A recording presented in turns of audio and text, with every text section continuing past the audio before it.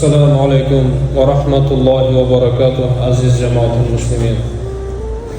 Azizlar, biz domla bo'lganimiz uchun ko'p janozalarni o'qiymiz. Ba'zi janozalar keladi, akamiz deb gapiramiz. Ba'zi janozalar keladi, otamiz deb gapiramiz, onaxon deb gapiramiz.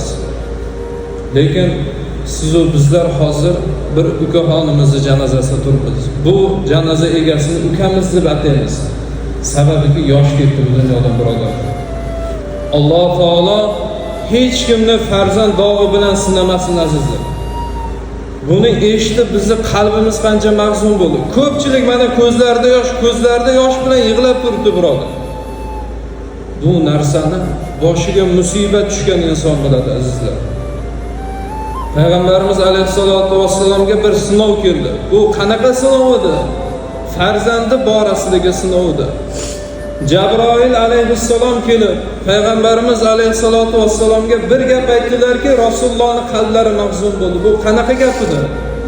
La yajma'ani muhabbatayni fi qalbil wahid. Bir qalbda ikki muhabbat jam bo'lmaydi ya Rasululloh. Yo farzandingizni tanlang, yo ummatingizni tanlang deganlarda Rasululloh ko'zlarida yosh bilan ummatimni tanlayman. Men mingdan ming roziman, Alloh taolo farzandimni jonini olsa dedilar. Rasulullohni o'zlari qaytarardilar. Ey odamlar, yig'lamanglar. Biror janoza bo'lib qoladigan bo'lsa Rasululloh bu ishdan qaytarardilar.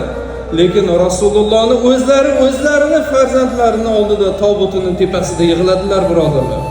Nimaga? Og'ir musibatida bu birodarlar. Odamlar so'rashgan ekan, "Ya Rasululloh, o'zingiz bu narsadan qaytarardingiz, nima uchun yig'layapsiz?" deganlarda Rasululloh nima dedilar? "Men noshukrlik qilib yig'lamayapman. Bu og'ir dard ekan" dedilar birodar.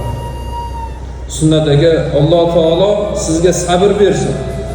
İnşallah qaysiki farzand ota-onadan avval bu dunyodan o'tadigan bo'lsa, o'sha farzand jannatning eshigini tagida kutib turar ekan. Alloh taolo "Kir ey bandam" desa, farzand nido qilar ekanki, "Ey Alloh, ota-onam kelib ota-onamni olib kirmagunimgacha men jannatga kirmayman, menga jannat tatmaydi" der ekan. Alloh sabr bersin sizlarga.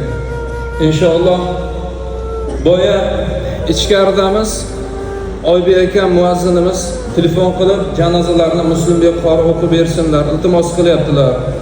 Bu bola Muslimbek qorining qiroatiga shaydo ekan dedilar, qarang.